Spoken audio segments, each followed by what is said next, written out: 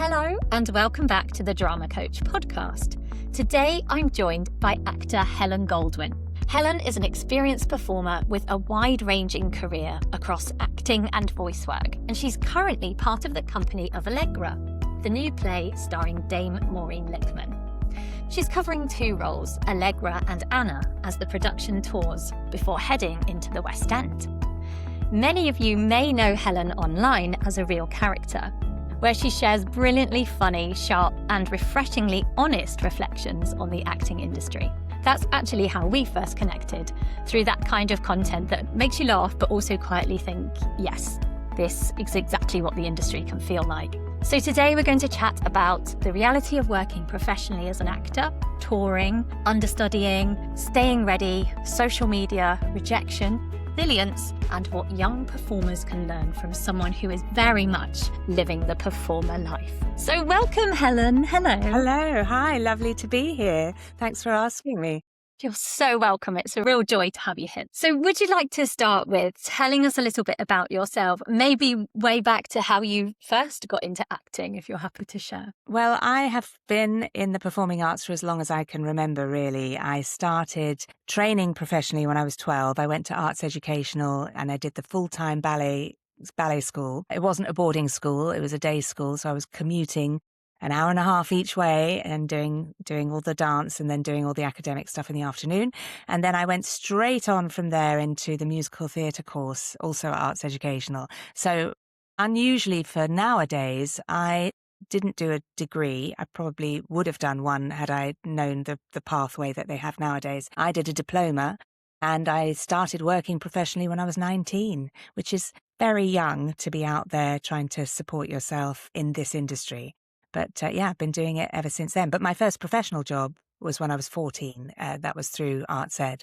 So I've been doing it a long time. It's incredible. I'm presuming you must have loved it, to be doing that commuting and that all day, every day. Can you remember what sparked that passion, if it started with ballet? I remember saying to my mother that I wanted to dance. I knew I wanted to dance. And I think, although it started with dance, it was always about an expression of music and of emotion. And so as the years went on and I started to sing and I started to act, it was all the same thing, really. So initially I wanted to be a ballet dancer, but I was never going to be a ballet dancer because you have to have the right physical facility for that. Although I was a good dancer and a very musical mover, I have flat feet. I mean, I don't even know how I got into ballet school. It was madness because at the very end of the course, in fact, at the end of the musical theatre course, at the end of school, I was talking to the head of the dance course, deciding which course to do, musical theatre or dance. She said, well, you're never going to be a dancer. You know that. I was like, oh, well, somebody could have told me that 5 years ago before I started this intensive ballet training. But maybe not. Maybe that would have changed your mindset. Maybe that was a blessing that they didn't say that. Well, I had an amazing experience going down that path. And although I haven't used my dance extensively, it has come into play in my career. And in fact, even now at this age, I am dance captain on Allegra, which is mad. It's mad. Excited to hear So I about lead that. the warm up and I check that the numbers, the choreography is staying as designed. And also it gives you such a core strength, touch wood. If I twist an ankle or I pull a muscle, I know how to counteract it. I feel very strong because of my dance training. Brilliant. So you obviously keep that up. We chat a lot in the podcast about the importance of still training. So presumably if you're not in a show that has dance, you'll still go to a class or keep up your fitness and your strength. Well, I dropped dance for many years. Mainly because I was mainly acting and writing and directing and, doing that sort of thing. But I came back to it about 5 years ago in earnest. In fact, I came back into the industry conventionally 5 years ago, although I was still working in the arts in many different forms. I wasn't auditioning for commercial theatre because I had young children. Then as my kids got into their teens, I started coming back in. And the first job I did had a lot of dance in it. And I'd said to the choreographer, I want to dance because if I don't do it again now, I'll lose it. I want that feeling again of being a dancer. So I got my wish. Oh, that's brilliant. Yes. Yeah.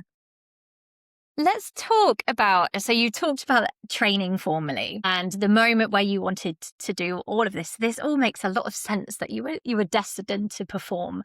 Let's talk more about life as a working actor, because I think this can also be really, really useful for Yeah. those just starting out. You can talk about day to day right now, because I know you're performing at the moment, and also Yeah. other days when you're not. What does being a working actor actually look like day to day for you? Well, day to day, obviously, ultimately, it does become a job. Although it's very exciting and it's a wonderful environment to be in, you still have to hit your schedule. You still have to sacrifice quite a lot of elements of your personal life because it is long hours and it's late in the evening and a lot of traveling to and from the job. It's a job when you get what you want, when you get into a show, and if you get on well with everyone that you're working with, it's a dream. It's fun. You're going to work to play. I mean, really, not many people have the privilege of that. You know, we are actors because we love to play and we love to pretend, and you get to do that and get paid to do it. But there are sacrifices entailed. You know, I have a husband who's not in show business, and so he's at home alone in the evening. He's doing my boys' dinner, and he's doing his own dinner, and he's tidying up. And obviously, I do as much as I can during the day, but ultimately, it does abandon your family and your loved ones in the evening. If you don't have any of that yet, that's the time to really hammer all those things that you can't do when you have a family. Go on tour, go and do a cruise, do something very provincial up in the theatre by the lake. And not that that's provincial, but very far away, because you can't do it when you've got a family. That's really good advice. Sorry, carry on. And when you're not acting, nowadays for me, that's much easier because I have so many other strands of work and most of my work is creative. And it took me years and years to get into that, again, very privileged position where if I'm not performing, I'm directing, I'm script writing, I'm composing, I'm doing concerts or cabarets, I'm coaching, I'm doing drama-led facilitation, corporate training. So all of those things are associated with my skill set, but they're just not in theatre or TV. But if you don't have that up and running yet, the crucial thing in every young performer's career is to get a qualification in something that enables you to do a job that's flexible, that you enjoy. If I had my time again, I would learn carpentry. I would love to be a carpenter, and I would love to be someone who could say, I'll do a bespoke set of drawers and wardrobes for you. I'll probably do it in the evening because I'm doing auditions in the daytime. You know, something where you can dictate your schedule. Even nail technician, hairdresser, plasterer, electrician, plumber. There are so many things that you could do, but you have to have something, because if you don't have something, you'll end up in jobs that crush your soul. Yes. And then it's really hard to pull yourself up again and go into an audition room or even do a self-tape and not feel like in that desperation that is so unappealing to the people doing the employing. And we see that and hear that a lot, but I love that you've thrown other things out there. Carpentry to me already sounded quite creative. I could see that you're making and designing something. Yeah. Because those aren't jobs that have necessarily come up. I really like those suggestions, but you're right. I hear of a lot of young people that have got the jobs that crush their soul, or, they're getting fired because they're asking to go to an audition. Yeah. And it's really, really tricky. But you've said it absolutely there. It's something that you can control. You can decide when you spend the time on those things so that you're free to take those opportunities when they come. But I think the possibilities are actually endless. People are always sharing ideas for what jobs to do, but you've just thrown out a whole heap there. Well, the other one, great. If you're young enough and you can kind of cope with it, is children's parties at the weekends. Because, if you can set up a princess party, you can charge £250, £300 per party and do 2 or 3 a day. So, and you could have somebody to cover with, couldn't you? Yeah, if you and you a could friend do that set that up, you could cover each other. Yes, that's a good one. But the other big thing that actors can focus on is voice work, because that is a burgeoning industry. Obviously, it's an industry I'm very embedded in. And audiobooks and video games and animation, they are all growing, and there is work to be had there. And if you don't have the setup and you don't have the technical expertise to do it, you can learn absolutely everything on YouTube. I've taught myself everything from Googling it. And I've got a studio and I can use it as a composer and as a voice artist. I've built my own sound box. I don't know if I can show you, but I built it out of, there it is, out of thick cardboard and, noise dampening tiles. And it cost £150, Great. Yeah, your sound is very smooth. I Yeah, noticed I that mean, as soon as you came on the call. thank you. Well, Yeah, it it does sounds really exactly good. the job of that a box would do that would cost you £500, but you don't need £500. Brilliant. Oh, that's so good. This wasn't a planned question, but where do you suggest, if you know off the top of your head, where I did an episode saying, it's harder for those really young children to get voice work because they'll be generally giving it to the adults who can do younger voices. But for Yes, yeah. those, again, now that we're reaching out to in their late teens, early 20s, etc., do you know where the best places are to find those voiceover jobs if they're not yet represented by an agent? I think that's a very tricky one. I mean, audio drama, which is an area that I'm very experienced in, I have done a lot of audio drama without an agent. But that was to do with my initial connection. And this is everything in the industry. I did a job with a friend called Barnaby Edwards. He wasn't a friend at the time, we became friends. He then brought me in for one scene in a Doctor Who audio drama, and that was where my whole audio drama career sparked off from. And so you never know where those little connections are going to come from. But if you don't have an in, it's very difficult, I can't lie, because it's so competitive. So I would say focus on making those relationships online, on LinkedIn, on TikTok, on Instagram. Start liking, make nice, authentic comments. Just get your name in the mix so that when you do write to somebody, it's there already embedded in their mind. You need to write to people a minimum of 6 times before you give up. I mean, I used to work on the recruitment side for a role play company when my kids were very young, and we got inundated with actors wanting to be on our books. And so I was on the other side of that agency scenario for once. And there were people writing to us who were way more experienced and qualified than the people that we had on our books. But we didn't need it. There wasn't a vacancy. But the people that did eventually get in were the ones that were quietly persistent, quietly, politely persistent. Just dropping a line every few weeks or every 3 months saying, hi, just checking in, see if you're recruiting. Here's what I'm up to at the moment. And so one actress who's a dear friend of mine now called Kate Copeland, she wrote to the agency many, many times like that. And then one day we had a booking, somebody dropped out, we didn't have any other actors available. And I thought, there's this actress, Kate Copeland, who keeps writing to me. And that's how That's she so got good. into her kind of role play career.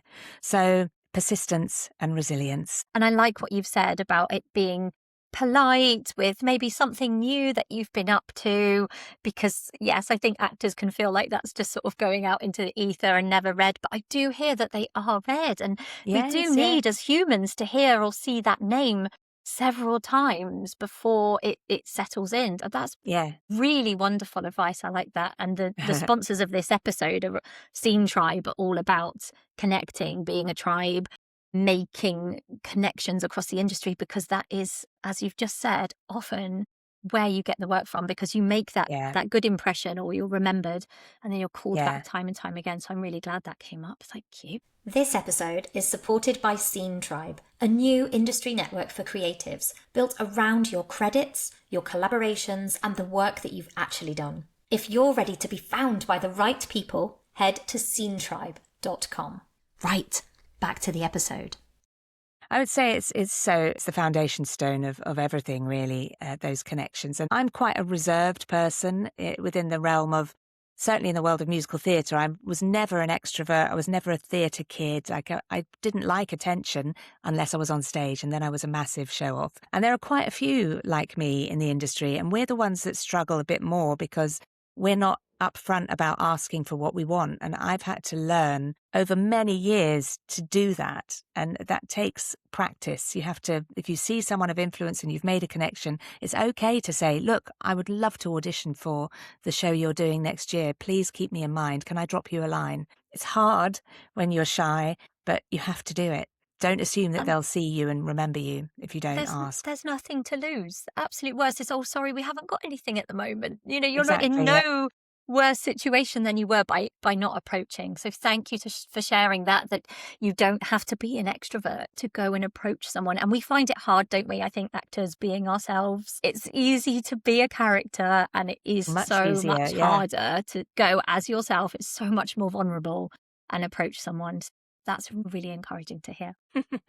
Can we talk about your tour? Because I can't wait to Yes, hear more about Allegra. It sounds wonderful. So you're currently part of the company, and I it am. sounds very exciting that you cover 2 roles. So yeah, Yes. tell me more. I want to hear all about this, please. Well, this is an interesting move for me because at the beginning of my career, I did a lot of understudying and I did a lot of understudying several lead roles. So I would, let's say classically, the last time I was in the West End doing an offstage understudy was 30 years ago. And I was covering in a show called Personals, which was by the guys who wrote Friends. So it was same premise, 6 people. And I understudied all 3 women, all very different characters. And that was a trap, really, because if you're versatile, if you're a character actor, and if you're vocally versatile as a singer, you're way too useful to consider as a lead because you're just useful where you are. So I got stuck in that and I had to turn lots of understudy jobs down. I turned down some very big shows, understudying very big lead roles because I didn't want to do that anymore. But coming back into the business 5 years ago, and being in a different place in my life, it actually is the perfect job for me at this moment because I'm writing a script and I'm writing a musical. And so I'm offstage understudy. That means obviously I have to run the lines, I have to watch the show occasionally. But when I'm not doing any of that, I'm getting paid to be in the dressing room and write. So it's a paid writing sabbatical in many ways for me. But it's also being part of a brand new piece of theatre because I only ever want to work on brand new writing. That's the only thing that ever interested me. I'm working with the incredible Dame Maureen Lipman, who's 80 years old. She turned 80 on this job. She's doing 2 shows on a Thursday, 2 shows on a Saturday, never complains, has unbelievable energy and charisma, and her comedy instinct is so amazing. And I wanted to be inspired. I'm coming back into the industry in my 50s.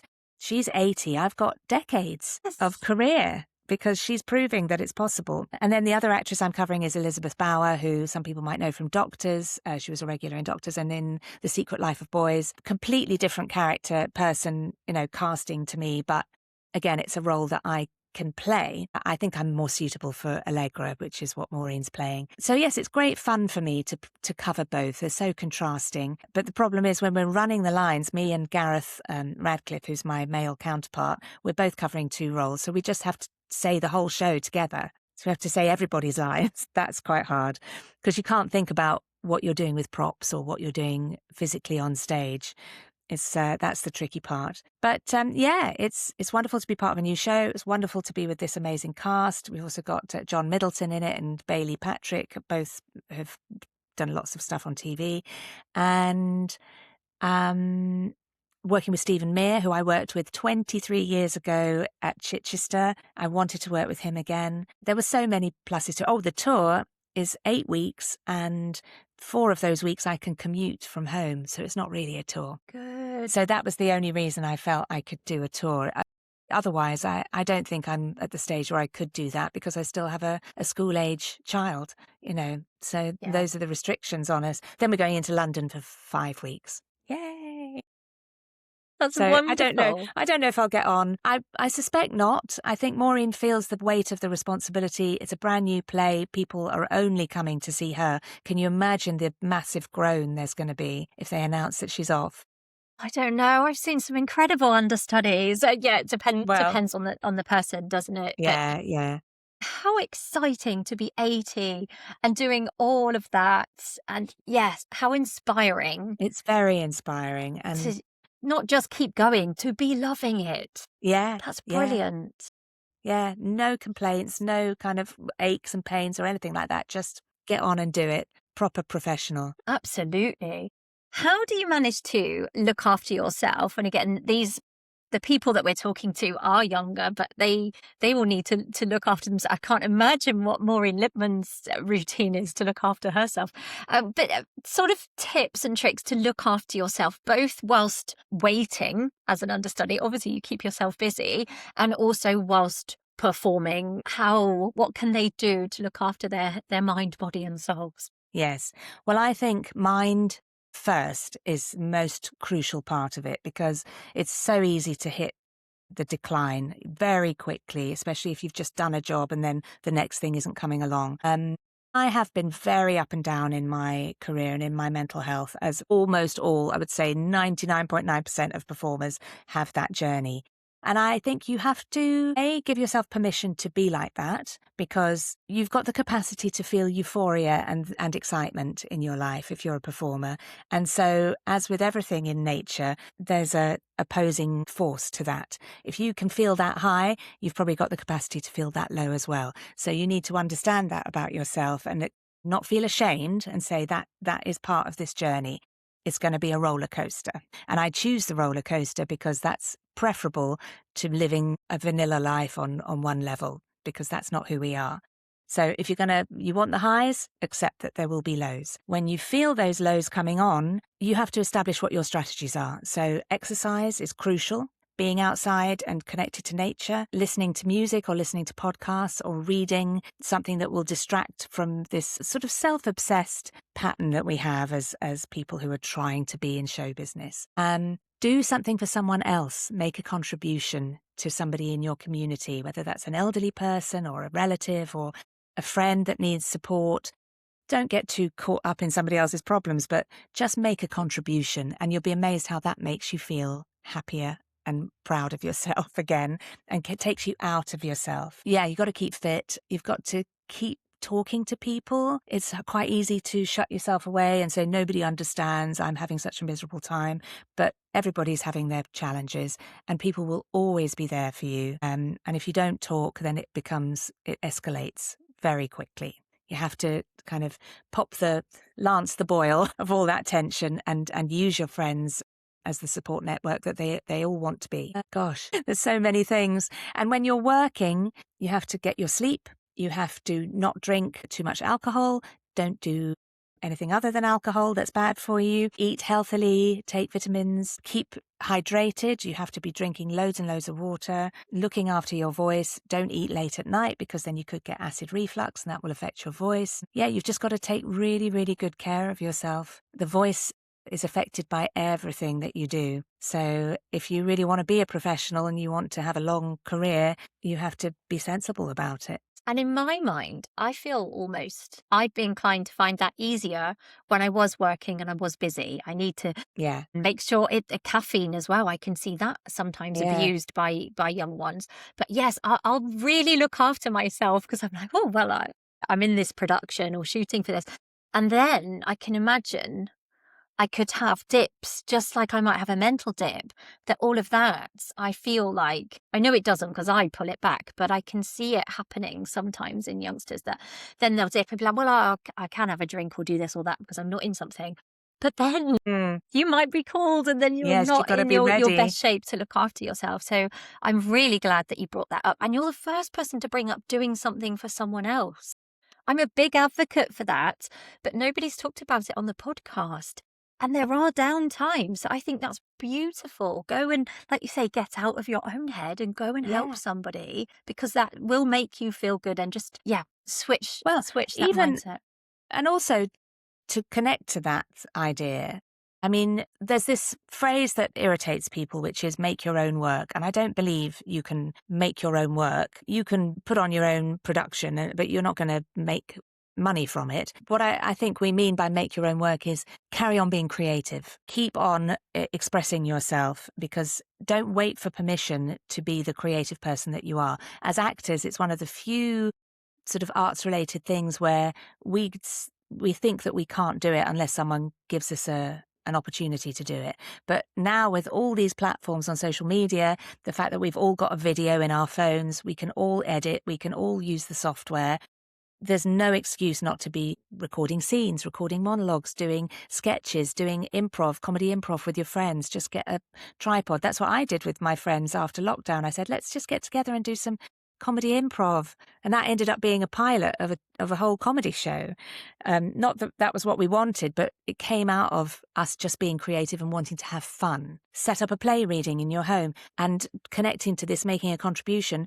Buy a little amp and a microphone and get some backing tracks and go and sing in your local old people's home. You know, go and do the rounds, because that will help hone your skills and it will make you feel great. So, yes, you're keeping fit, healthy, yeah, connecting, being having creative. a reason to use your voice. Wonderful. So there are so many things that you can do. And I know it's really hard to do it when you're feeling at a low ebb, but that's the time when you have to push yourself to start creating. I think this links brilliantly to the next point that I wanted to cover. And I think you're going to have similar wise advice for this. We all know rejection is a huge part of the industry. So I want to talk about resilience and staying in the game. And I think a lot of what you've just said will tap in or repeat here. You talk really honestly online as well. How do you handle rejection, and how can you help young people with that and give them some ideas to handle rejection? What I often say to drama students is that you have to separate your personal self from your casting self. So we're in a world that is so fixated on beauty and perfection and aesthetics. And, you're supposed to have a little nose and big eyes and high cheekbones if you're a woman, and you're supposed to be muscly and broad and tall if you're a man. Well, those are things that are being dictated to us in a false way on social media, but they are also still archetypes that apply to our industry. And if you don't fit into that archetype, you have to find your place, your casting type. And your casting type might be quirky, funny friend, or urban, edgy. It might be words that you don't find very flattering. I've got a friend who described herself as the fat, funny, loud one. And she'd worked non-stop in musical theatre because she accepted that that was her casting. And then outside of that, she was this incredibly stylish, well-dressed, sexy, incredibly attractive person. So there's a difference between being commercially beautiful and being personally attractive.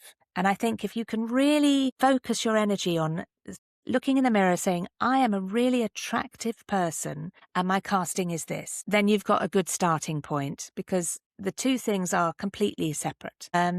I struggled a lot at the beginning of my career because I didn't conform to the archetype of the leading lady. I was an attractive, Jewish-looking young person, and I was always understudy to Eliza Doolittle or understudy to Juliet. I was never quite everybody's idea of the beautiful leading lady, and that had a huge impact on my self-confidence. And then it took years for me to understand and look back at photographs of myself and think, God, no, I was beautiful.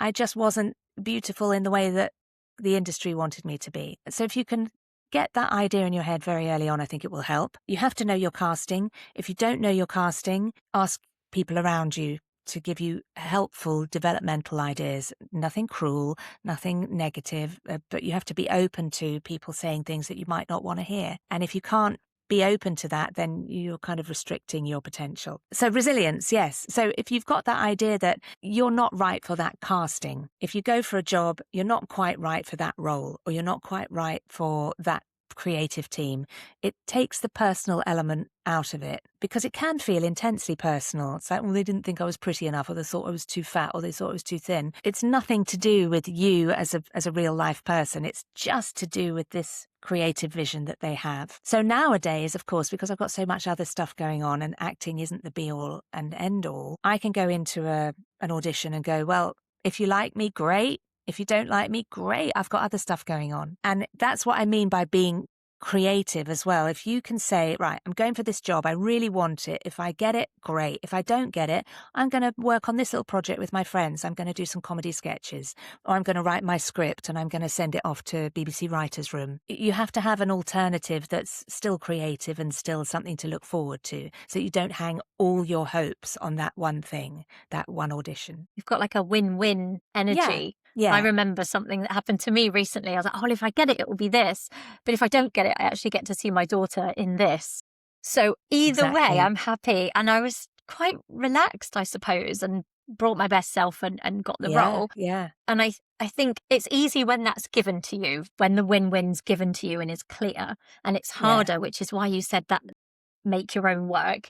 If you are doing all of that creative all of those creative projects, then you're creating your own win-win situation, and then perhaps won't come with that desperate energy that we hear about as well, that can not gel with the casting It's quite team. unappealing, unfortunately. Also, if you are writing something for yourself, whether anything comes of it or not, it's still, when somebody in an audition says, "What are you up to?" you say, "Well, I'm writing a short film script for myself."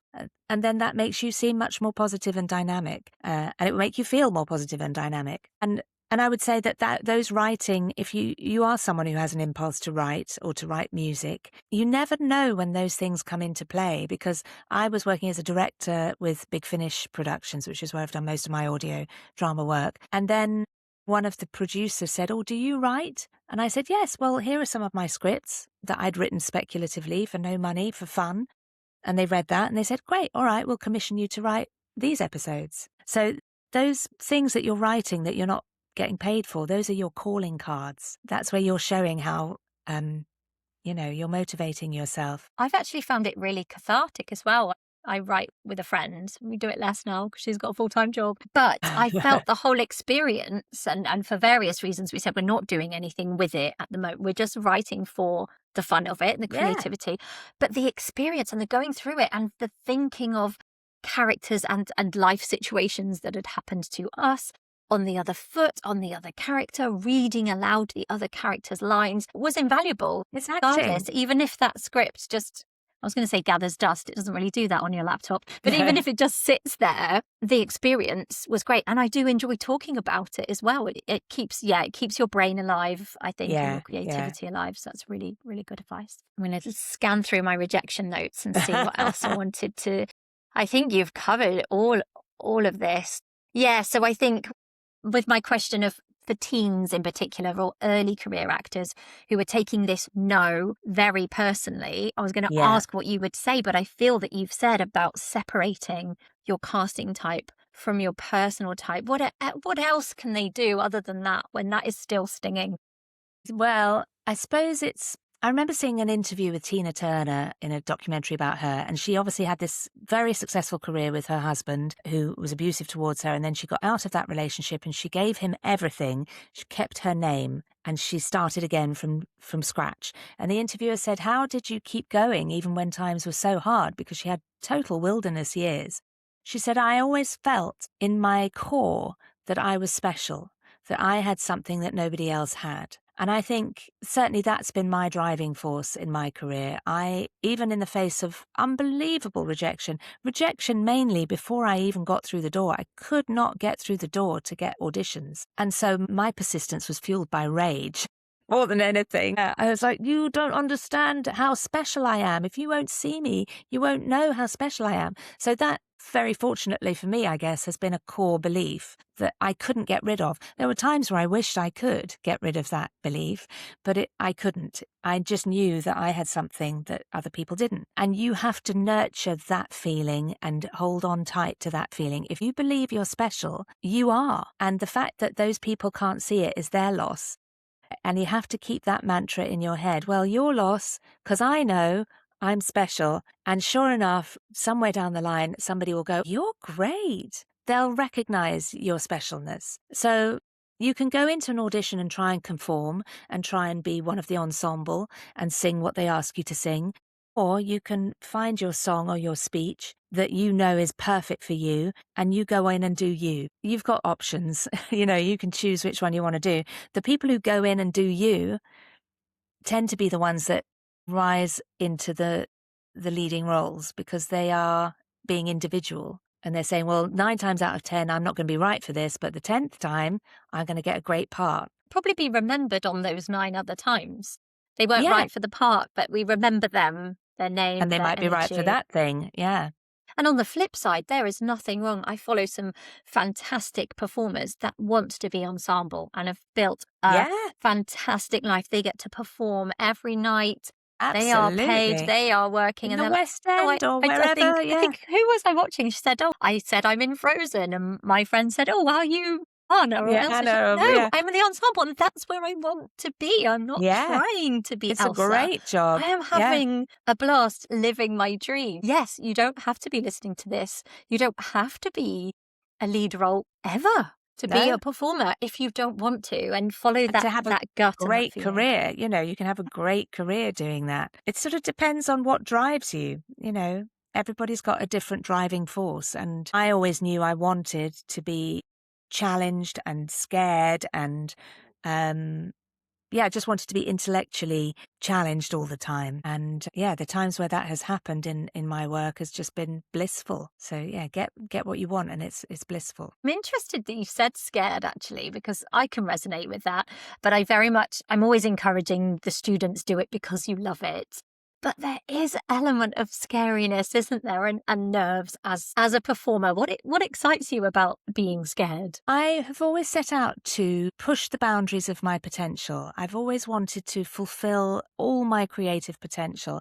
And the only way you push the boundaries is by going beyond what you think you can do. And so every time I get a job where I think, I've not done that before, that feels a bit, can I do it? Then that's my sweet spot. That's where I want to be, because then it's a challenge accepted. I don't ever want it to feel easy. I don't want it to be something that I've done before. Each one, because I'm addicted to adventure, the new adventure. So the times in my life where I've got at my lowest ebb are when, bizarrely, when I know I've got a job coming up and there's no new adventure beyond that. It's like I've got a period of time before that job starts and I'm like, oh, well, there's no other adventures happening. So it's a bit mad, isn't it? But that is always how I've lived my life. Where's the next exciting thing coming from? It's so lovely that you're so clear on that and you can understand that so well. And I think it is harder, isn't it, to understand yourself when you're just starting out. I've said lots of things on this podcast. I go, well, I get that now, but I didn't 20 years ago, which again is hopefully why this will land and help others. Because but it is also so easy to say it and so hard to feel it and experience it. So hopefully this will help those younger actors learn quicker and realise and go, well, actually, I heard that from several people and I'm feeling it now, and maybe might just click into place a little sooner and help them out, hopefully. Well, it's also identifying, a lot of the corporate work that I've done has been about personal driver. So what is your driving force? So it's asking yourself, what's the most important thing for you? Is it people focused? Is it that you want to be part of a team? Do you like to be liked and you want everyone to be happy together? Is it the control? Do you want to be the one in charge who's having some creative input? Is it analytical? Do you like detail and perfection and getting it right? Or is it attention? Do you want to be the center of attention? And if you can identify what drives you, then that will help you find the direction that's best for you. So Really people who good. are in the ensemble, are probably people. They want to be around like-minded people and, they want to have the fun of that. But somebody like me, I have some elements of control and some elements of wanting it to be perfect. And, that means I probably want to be involved in the creative side as well. I'm going to listen back to this as well and listen to that and go, oh, where do I sit? Because I'm going, oh, I'm a bit of that and a bit of that. I'll have to weigh up some percentages or something. I really like that, Helen. Thank you. Let's talk about your social media, because I really enjoy it. That's how we connected. Yeah. What made you start creating actor content online? Well, I stayed off social media pretty much for about 10 years. I had an unpleasant scenario because I'm involved with a lot of audio drama that is Doctor Who related. People get understandably very, very, very interested in that content. And unfortunately, I had a couple of people who got a bit too familiar and started inundating me with social media stuff. And it felt very uncomfortable for me. So everything I posted, they'd be on it, they'd be commenting on it, they'd be sharing it, they'd be direct messaging me. It felt very unsafe. And they turned up at shows that I was in and, it just wasn't very comfortable. So I came off social media and I just thought, it's not for me. And then last year, I had a hiatus in my directing work because for various reasons, Big Finish stopped producing new productions for a little while. And so my main income in between acting paused. And I spent a few weeks thinking, nobody's contacting me and nobody's offering me work. And I'd been writing to people and nobody's getting back to me. And then I thought, well, nobody's looking for you. Nobody's sitting at home thinking, wonder what Helen Goldwyn's doing. I have to remind people that I'm out there. So I started making videos, doing different voices and talking a bit about my experience as a director. and as an actor and as a sort of multifaceted creative. And then it started sort of crystallizing into advice for actors and advice for people in the arts, because I've got so many different perspectives on it. And it came very naturally. I would literally just put my camera there, put this little light on and say, oh, what should I talk about today? I'll talk about this. And yeah, it just sort of took off. And what came of that was somebody who was connected on my social media contacted me about a play last year and said, oh, would you be interested in, auditioning for this? Do you want to be in this play? And I think he'd seen me do some voices on social media and he'd realized, oh yeah, she's an actor as well. It had just planted something that made him contact me. And of course, I ended up doing that play. So I think it's an essential tool for reminding people that you're out there and for expressing yourself, because I'm so enjoying putting my experience and my hard-earned wisdom to good use, because if it can help anybody, then that's my contribution, and making my contribution makes me happier. Oh, I really resonate with that, absolutely, because somebody asked me, there's been lots of people on the podcast saying the importance of social media. Obviously, we talk about the dangers. I think just today, at time of recording, we've just heard now in the UK that are we under 16s ban now or under 13? Anyway, Yes. my children were very Yeah. interested in that. And my youngster was actually pleased. I said, Yeah. I'll probably lose quite a few of my followers because I create content to help. I'm not bothered. I just want everybody to be safe. Yeah. But, I said, this will be interesting. I didn't get a chance to hear what my older teen thought about it, but my 11-year-old thought it was a good thing. She's like, yeah, I think this is brilliant. She still makes me dance around on TikTok a lot. She's like, can we do this one, Mum? Whether that will calm down, I don't know. But yes, I think that's really interesting. And it has been, I see lots of different people online. I talk to lots of different people. And the general consensus is, unless you've got all the work coming already, that you need to be making the connections. It doesn't mean a casting director is necessarily going to be like, oh, yes, I've seen you. But it's those connections that we were talking about at the beginning of the podcast, and making all of that work and those connections that come back later. There's people we've connected with a couple of years ago and will come back and say, oh, are you free for this? It plants seeds, doesn't it? I have been friends with Stephen Mear, the director of Allegra, on Facebook for years, and very distantly, we haven't really interacted very much. And he posted that he was going to be directing Allegra, and he described what the premise of the play was, and it sounded so joyful and fun. And I wrote on it, I said, oh, that sounds amazing. What a lovely idea for a play. And after I'd posted, I thought, I'd like to be in that. I'd really like to be in something like that. And then a few weeks later, I got the audition. And there's an element of, I don't know what people believe, but I do believe that if you send out energy in whatever way, positive energy, something always comes back. Rarely what you expect or desire, but something. And even just making that connection with Stephen, maybe that meant he then ticked the box to give me the audition. Who knows? Who knows? But you kind of have to try. I love that comment was so earnest as well. You just went, oh, yes, I know you.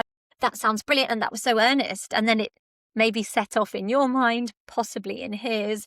I like that. And I really enjoy commenting on people's things, whether I know them or not. When I see something good, I also like to spread good and joy and positivity. If I have to say, that's great. And I'm not trying to ask you for a job.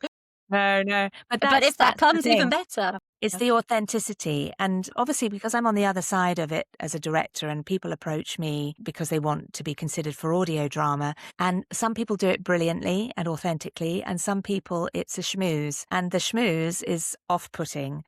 And I don't know how to define why one works and why the other works, but I guess it's just about being sincere.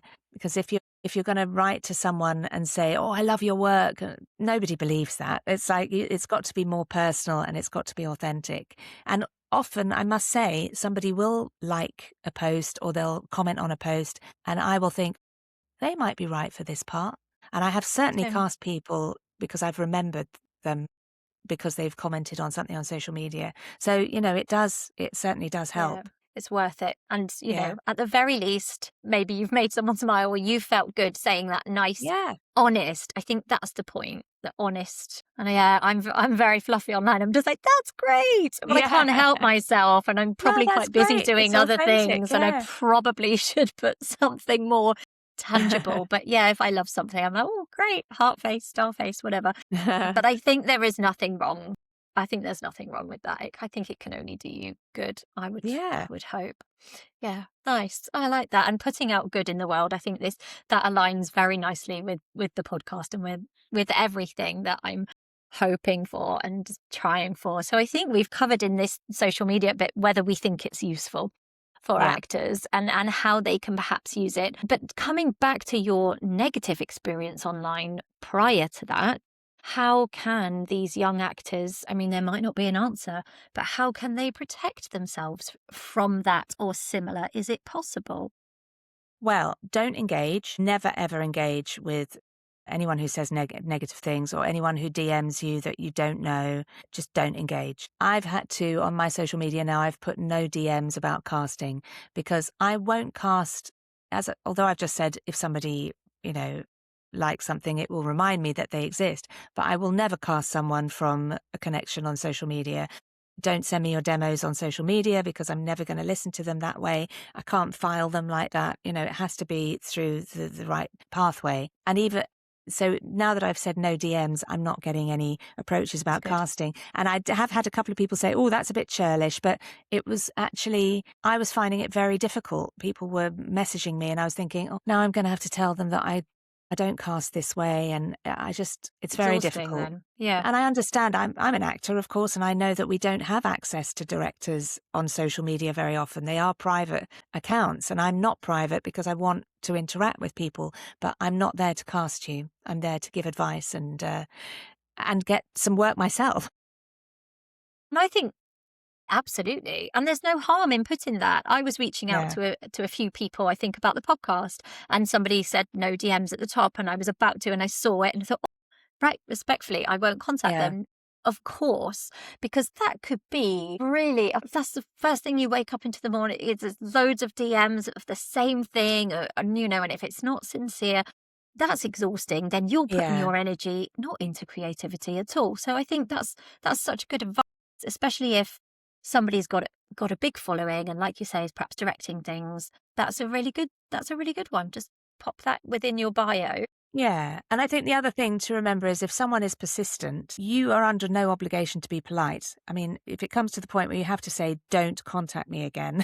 I mean, ideally, you just don't even get to that point. You just don't engage, don't reply. But if someone is harassing you, I don't know. I think you just got to ignore it. As soon as you engage, it escalates. But you're not under any obligation to be polite to a stranger.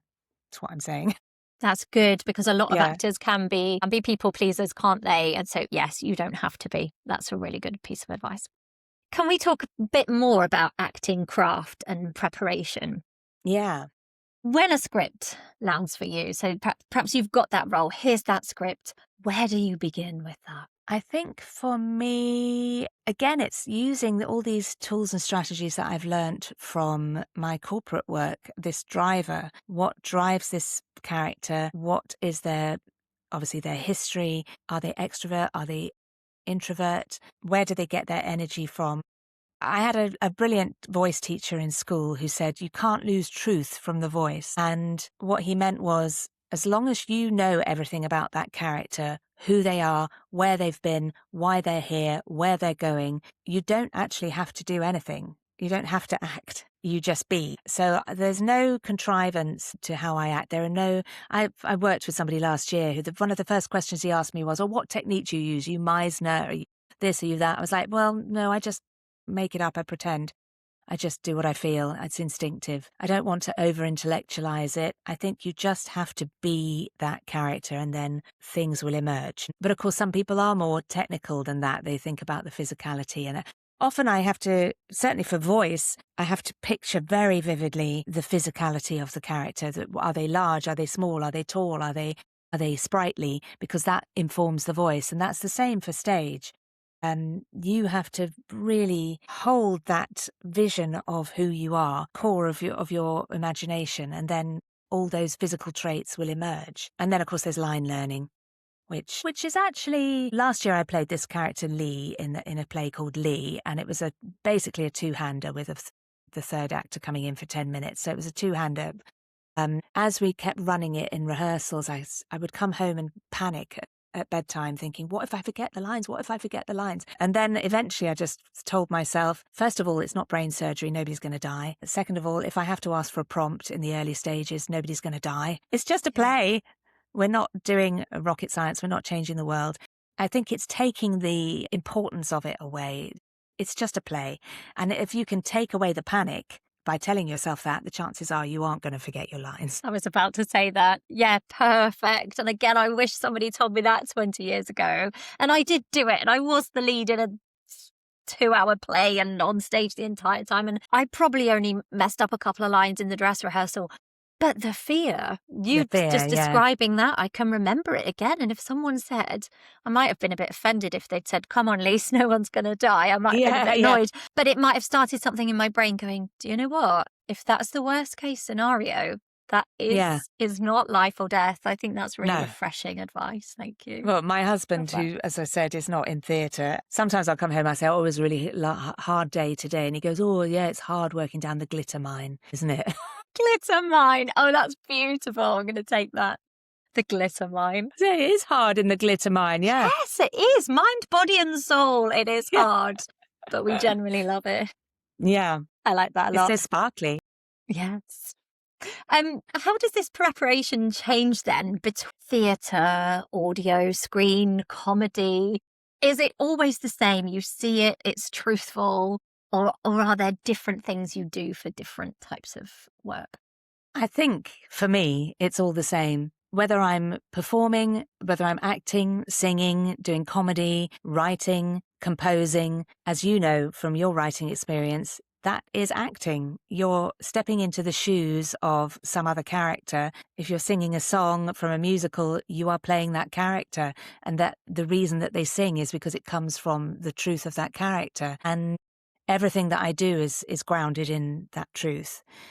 Which doesn't work for some musicals. Some musicals are, and that's not my kind of musical. My kind of musical is where the song is a monologue about, who that character is or where they're going. Yeah, I don't think I think it all feels the same to me. It's all creative expression and authenticity. And we touched there on comedy as well. So I've got a little comedy character and confidence thought here.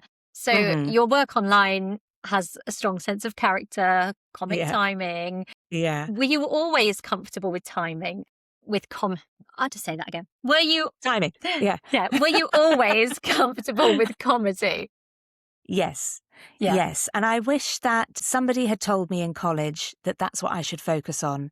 Because even though I knew I could do all of it, the thing that set me apart was my comedy instinct, because not everybody has that. And so I should have been focusing on that's the thing that I've got that not many other people have. But I was so fixated on being a serious performer. I thought, oh, yeah, I can do comedy. But I want to do this as well. I want to play Juliet. I want to play Lady Macbeth. And I would have got to have played all those roles I would think I would have got into the industry much more easily had I focused on being a comedy character actor. Yeah. But I sort of was in denial about it. I think because I found it so easy. It was the same with writing. Like I used to write stuff for other people, like monologues and scenes, and whiz them off. And I would think, well, that felt a bit too easy. Therefore, it probably isn't my path because my path is supposed to be challenging. So you liked that adventure, yes. But my advice for anyone is go where the flow is happening. If things are coming for that part of your ability, go with that flow because it will open up other opportunities eventually. You just have to go where the work is and where people see you.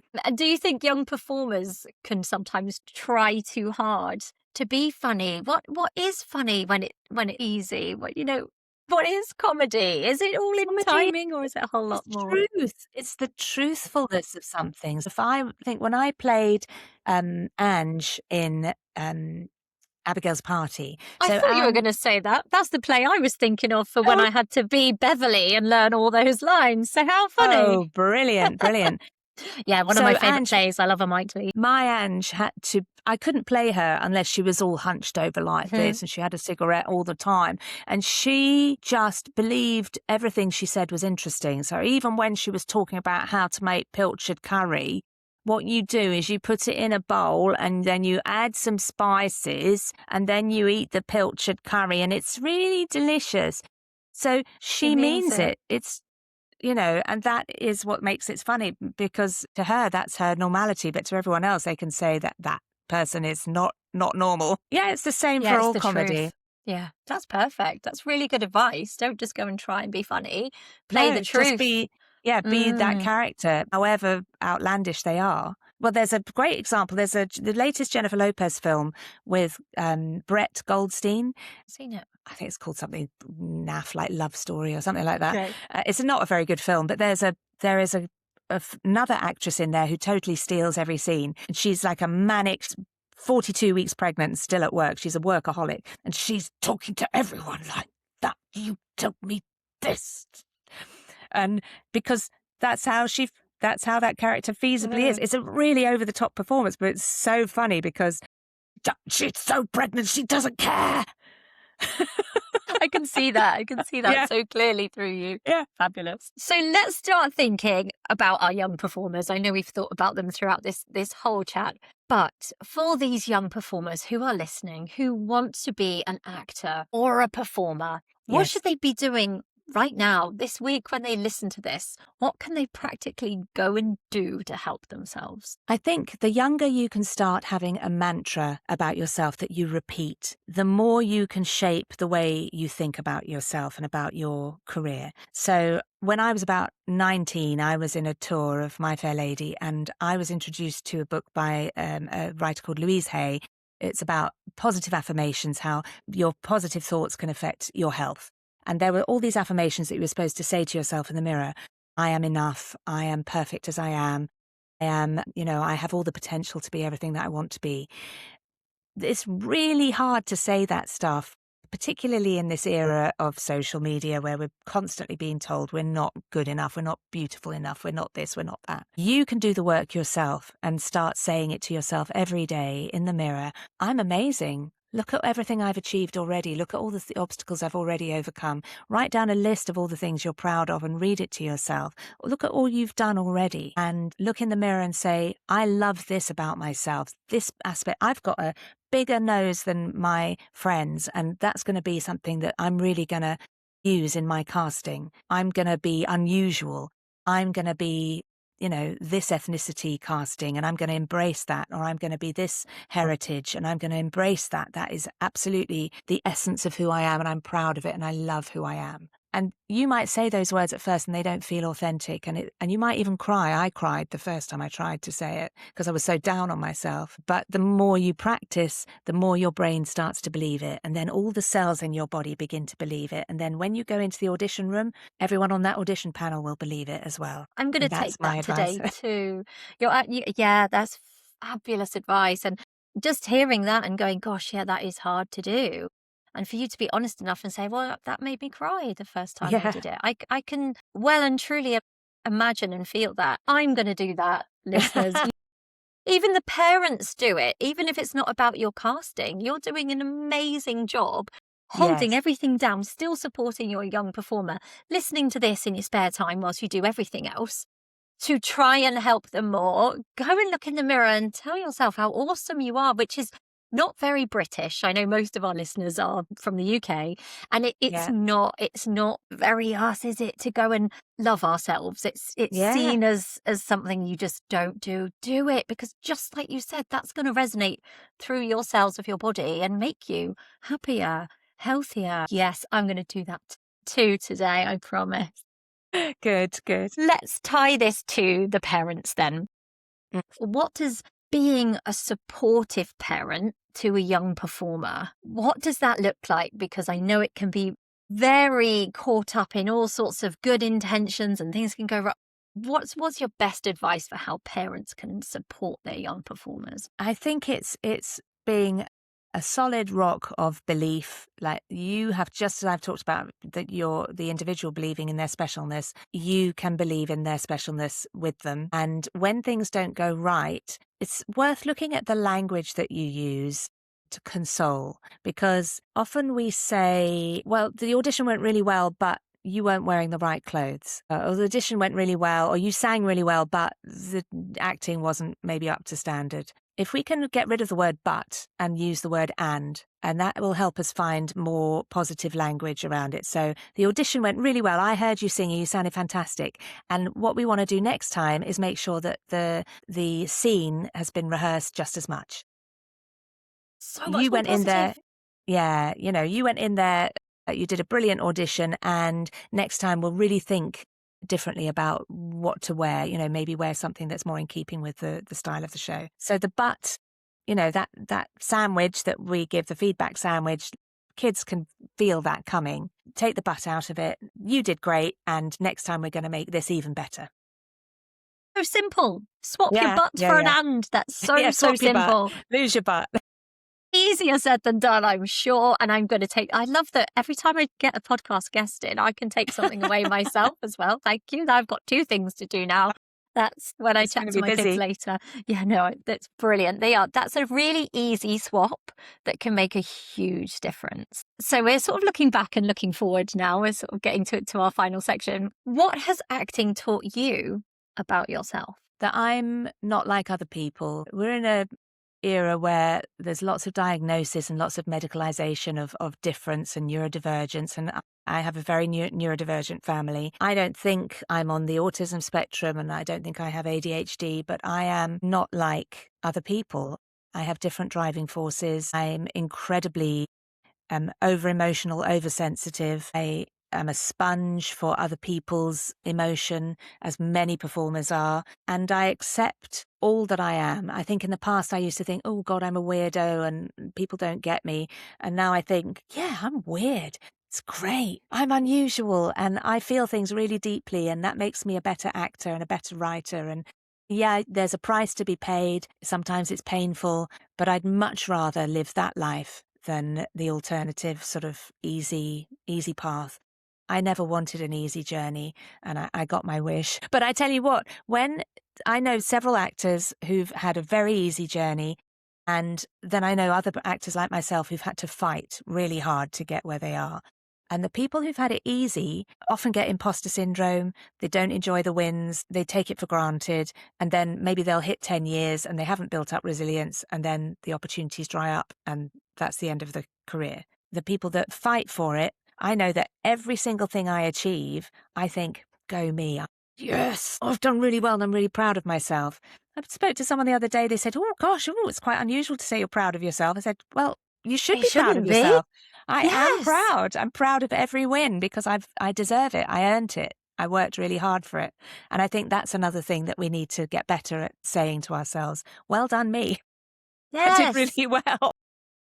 I think also, again, the parents are often the ones I know praising their children and saying they felt proud of them, which is great. But I've said it to my daughter. She said, well, you're just saying that because you're my mum. So Yeah. I'm not. I would tell Doesn't you resonate, yeah. No. So if we can give them, if they can begin to have that skill of being proud of themselves. My friend, so she's my age, and she was telling me how proud she was of her garden and showing me a photo. And it's like, yeah. Yes, she was telling me this was you. barren months ago. Look at this. I was like, do you know what? That's so lovely. And I know she's sharing it. I don't know how I've shared it on a podcast, but it's all right. She's not a performer. She won't be listening. But that she was able to share that with her 3 good friends that she hasn't seen for ages, going, yes, I'm so proud of myself. But I know she wouldn't do that online or to a different group of friends. That was her comfortable space to go, here's my garden. But I'd love all of the young actors listening to feel comfortable, to feel proud of themselves and to celebrate it and to say it out loud to many, because then you just bring more stuff that you're proud of, won't you? Yeah. Remind yourselves. I always say to actors who are nervous before auditions, like, write down a list of everything you're proud of and read it before you go in the room. And then you'll think, That's oh, good. God, I'm amazing. Yeah. Why am I nervous? Like, look at what I've done already. A mini CV. I found if I've applied for a new job, I've looked back at it and read it and gone, even if I don't get this, look at that. That sounds great. Have I really done all that stuff? Yeah, it's all true. Yeah, go and write your mini CV, children, and see just how much you've achieved already. So what's next for you, Helen, after Allegra? Is it going to be a well-deserved break? Are you dipping into directing again? Well, interestingly, I finish Allegra and then I've got 2 months and then I'm doing panto down in East Grinstead, playing an elderly fairy, a funny fairy, but not only is she funny, she's old. Okay. So that's my casting now, obviously. I'm understudying an 80-year-old. You And then certainly don't look old looking at you right now on here. Well, You could thank you. play a sprightly fairy. I wouldn't be casting you as an old fairy. Yeah, maybe I'll work some sprightliness in. But in that 2-month gap, I have a couple of things going on. One is I'm writing a musical with an amazing composer who I met through my work at Big Finish, called Joe Kramer, who writes movie scores. He wrote the score for Mission Impossible 5 and the Jack Reacher movie. Yeah. And he said to me a couple of years ago, do you want to write a science fiction musical? And I was like, are you kidding me? Yes, I do. So we're working on that. That's a dream come true for me. That's just so thrilling. But I'm also going to get qualified to be a first aid trainer. So not a first aid person, somebody who goes into, I want to be somebody who goes into businesses and helps other people learn first aid. And the reason I'm doing that is because the directing work has gone slower and I need something freelance, well paid. It's never going to go out of fashion. It's statutory training. I've already got a training certification because I've done training consultancy work, and it's something that helps people, might save a life. And I thought that immediately when you said it. And I can pick it up and put it down and work it around my acting work. So that's another possible, thing to look at for other actors. Yeah, so that's the plan before I go off and be funny fairy. It all sounds wonderful and such a great mixture of everything that you're doing, and all creative, all giving back. So yeah, it sounds like a wonderful life to me. Yeah. Are you up for some quick fire questions just to sort of shake it off for the end? Okay, fabulous. Favourite theatre memory? Well, the first one that springs to mind is a random one at Chichester Festival Theatre. I was in a musical called Just So, based on the Just So stories. And I played several different animals, including a brummy wildebeest. And at the end, I was a giraffe, I think. And we stood on a revolve, and the revolve started moving. And we were all standing with our legs apart. And it was the first kind of poppy musical that I'd ever been in. I'd done loads of classic, Me and My Girl and My Fair Lady. And this was the first one where it was all like drums and modern. And as the revolve started and I was standing there like that, I thought, I couldn't feel happier than I feel in this moment. I'm like, this is peak happiness for me. I'm a giraffe on a revolve. Rocking out. Oh, this sounds wonderful. Thank you. Best piece of advice you've ever been given? Ooh, and that's really tricky because I feel like so much of what I've done has been self-driven and me learning myself. I'm not sure that anyone ever gave me advice that made me think, yeah, I think I just had to learn it myself. I think the best thing somebody ever did was give me that book on affirmations, because that triggered a whole understanding that I didn't like myself and you have to like yourself. But no, I can't actually think of any advice. Well, that's perfect that the advice was, here it is, make it work for you. That's brilliant. Yeah. Oh, that's great. One thing every actor should carry on tour. Ooh. Doesn't have to be actor, performer of any sort. Yeah, goodness. Well, I've just bought a bum bag, like a giant bum bag, because we want to go hiking when we're in Glasgow. And if I carry a rucksack, it gives me backache. Same. And so a bum bag with a water holder is all you need on tour. Yes, because you don't want backache and then you're going into a performance. No, absolutely not. Get your bum bags for your tour. Love that. Getting rid of butts and adding a bum. Brilliant. Yeah, get rid of the and butt, finally, in the front.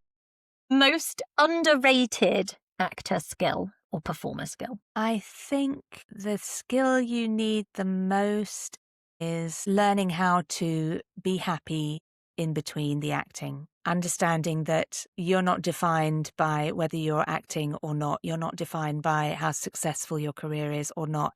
You are a human being living in the world, able to still enjoy all the wonderful facets of life, whether you are doing the thing that you love or not. There are other things that you can love in between. Can you tell all our listeners where you would like them to find you and perhaps find out more about Allegra or your work or follow you online? Oh my goodness. Well, I have a website, which is www.helengoldwyn.com. That's my voiceover voice. That's lovely. I have a real character on Instagram, which is _real_character. That's my professional account where I do advice and voices. Then I'm at Helgwyn, but that's just for friends and associates. And that's something I say to actors as well. Have a personal account and have a professional account, because sometimes if I'm casting something, I will look at your online presence. And that might be the determining factor whether I think you're going to fit in with the crowd or not. You can find me on Facebook, Helen Goldwyn, composer, writer, performer, I think it is. YouTube, you can see loads of videos, lots of comedy songs. If you go to, I've got a real character videos that you'll see on social media, but Helgwyn or Helen Goldwyn, you'll see my comedy songs, which is a whole other This sounds fun. asset. Yes. I'll link all of that. I'll make sure I've got all of that from you, and I'll link it all in Okay. the show notes so it's nice and easy for people to find. Thank you so much, Helen, been for a our chat pleasure. today. It's been lovely to have you on. So much. Lovely to meet you. Well, you too. So much honest, thoughtful conversations and lots of tips that I feel both young performers and parents can take and run with literally right now and beyond. So thank you for your Great. time today. My pleasure. My pleasure. I think there's so much in here for young performers and early career actors to take away. Not just about touring or understudying and staying ready, but resilience, professionalism, humour, and the reality of building a life in this industry. As always, if you've enjoyed this episode, please do follow or subscribe to the Drama Coach podcast and share it with someone who might find it useful. You can find me at The Drama Coach on Instagram, TikTok and Facebook, and YouTube for more acting tips, resources, support for young performers, parents, and early career actors. Thank you so much for listening to this episode, and I hope to see you next time.